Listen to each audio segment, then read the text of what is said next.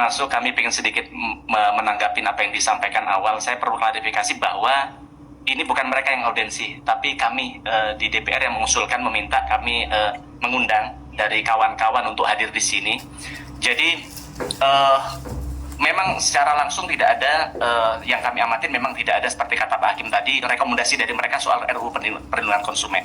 Tapi sekali lagi RUU Perlindungan Konsumen ini kami dorong adalah dalam rangka mengakomodir kegundahan hati masyarakat, salah satunya yang kami amatin dari kebetulan hari ini ya dari industri kosmetik, besok juga ada dari sektor tekstil dan sebagainya. Nah, termasuk kami sampaikan yang jauh-jauh dari Jawa Timur, kami akhirnya punya potret yang lebih luas untuk bagaimana RUU Perlindungan Konsumen untuk wajib untuk segera kita tindak lanjutin, itu yang pertama. Nah, jadi apakah tadi yang disampaikan oleh kawan-kawan tidak penting buat kami? Apalagi kami coba tadi, takutnya saya terlalu kurang independen. Saya tadi coba tanya kawan-kawan, penting buat kami, Pak. Nah, terus kemudian atas hal ini, terus yang kedua, yang diundang sebenarnya bukan hanya dari Dokter Ika, Dokter Vera, Dokter Amira, tidak. Di tempat ini sebenarnya juga kami undang pimpinan yang kita undang juga Sela Sokia, juga kemudian Dokter Richard. Ya, tapi kami belum tahu seperti apa update-nya, kok tidak hadir begitu. Tapi tetap melalui kesempatan hari ini, mungkin mereka mendengarkan, kami tunggu kapan sanggupnya mereka datang di tempat ini. Jangan sampai kami kehadiran mereka dianggap DPR ini berat sebelah, tidak. Kami hadir di sini, semua harus tahu positioning kami adalah kami ingin bagaimana konsumen kami tidak terugikan ke depan, begitu aja. Nah, kemudian Pak Ketua BPKN, jadi saya pikir tadi banyak sekali masukan, Pak, yang menurut kami kalau Bapak setiap ketemu selalu bicara soal anggaran dan sebagainya, Pak. Memang iya, salah satu RUU Perlindungan Konsumen selain soal masukan dari para korban tadi adalah salah satunya karena kegundahan hati kami melihat anggaran yang terlalu kecil begitu dari perlindungan. Kami berkomitmen untuk bagaimana kami perjuangkan agar ke depan punya taring lebih kuat. Tapi jangan kemudian itu jadi alasan, Pak. Bapak mau jadi ketua BPKN kan sudah tahu anggarannya kecil, sudah tahu kekuasaan yang tidak besar. Kalau Bapak tidak sanggup melakukan sesuatu, sudah Bapak mundur saja dari tempat ini. Maka harapan kami seperti dulu zaman pahlawan di Surabaya, Pak. Bagaimana kalau kata pimpinan tadi, ini BPKN punya pistol tapi tidak punya peluru, sehingga tidak bisa. Apa tidak bisa? Bisa, Pak. Zaman dulu ketika perjuangan di Surabaya, mereka tidak punya pistol, tidak punya peluru, tapi mereka menggunakan bambu runcing. Maka Bapak juga harus bisa melakukan itu. Apa yang bisa Bapak lakukan untuk kemudian hal ini bisa terurai, Pak? Maka kenapa kami mengundang mereka semua di tempat ini? Kami tidak punya kepentingan apapun, tidak ada. Kami risih di media sosial kami, saya termasuk mohon izin, ini Teh Rika ini salah satu yang menginisiasi untuk menghadirkan kawan-kawan ini. Kami terima kasih Teh Rika ya. Beliau yang salah satu yang mendukung untuk bagaimana kami menghadirkan. Karena apa? Kami ada kerisauan di hati kami setiap hari mereka ngetek. Saya tidak tahu, walaupun 1-2 ada, seperti katanya tadi dari Jawa Timur, saya ngerasakan juga. Buzzer-buzzer mereka luar biasa. Dananya tidak terbatas.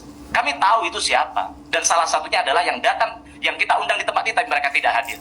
Dan kami tunggu kehadiran mereka di tempat ini. Jadi maksud kami apa? Jangan sampai kemudian, kami terima kasih juga dari Steam Cell. Ini masuk. Yang salah satu yang mendukung untuk bagaimana kami menghadirkan. Karena apa? Kami ada kerisauan di hati kami setiap hari mereka ngetek. Saya tidak tahu itu siapa. Dan salah satunya adalah yang datang di tempat ini. Jadi maksud kami apa? Jangan sampai kemudian, kami terima kasih juga dari Steam Cell tadi, Pak. Betul, kami banyak dapat pencerahan. Kami pengen kapan undang secara khusus Bapak ke sini kalau ada waktu ke depan. Nah, gitu. Nah, jadi maksud kami apa, BPKN? Kenapa kemudian hadir Dokter Ika, Dokter Vera, Dokter Amira, sampai kemudian sebegitu terkenalnya mereka? Karena ada kegundahan hati di masyarakat, mereka tidak punya ruang, harus mengadu kepada siapa? Mohon maaf, seperti mereka tidak dibayar loh Pak untuk negara, Pak. Mohon maaf, sekecil-kecilnya mohon maaf, tanpa murah saya hormatkan. Bapak ada anggarannya, mereka tanya, tidak ada anggarannya Pak. Tidak ada anggaran untuk itu. Tapi maksud kami apa? Ketika terjadi hal seperti ini, artinya apa? Ada kegundahan di hati masyarakat, mereka tidak punya ruang untuk bagaimana menyampaikannya ke siapa. Ya. Akhirnya siapa yang dirugikan? Konsumen. Begitu dengan produsen. Maka kenapa kami undang Sela Sokia di tempat ini, kami undang namanya Dr. Richard di tempat ini, untuk menyampaikan versi mereka seperti apa sih? Jangan-jangan disampaikan di sini tidak benar. Mohon maaf, Dr. Amira bukan Tuhan. Dr. Ika juga bukan Tuhan yang bisa menghakimi orang, kan begitu. Juga bukan wilayahnya sebenarnya. Maka sebenarnya kita undang mereka untuk sebenarnya seperti apa? Jangan-jangan yang dirugikan adalah mereka. Jangan-jangan, mohon maaf, salah satu dari sini adalah oknum yang melakukan yang seperti katanya, walaupun itu sudah menjadi domainnya penegak hukum, kami tidak mau bicara itu di situ. Tapi artinya di sini konsumen dirugikan, produsen juga merasa dirugikan, Pak. Maka artinya apa?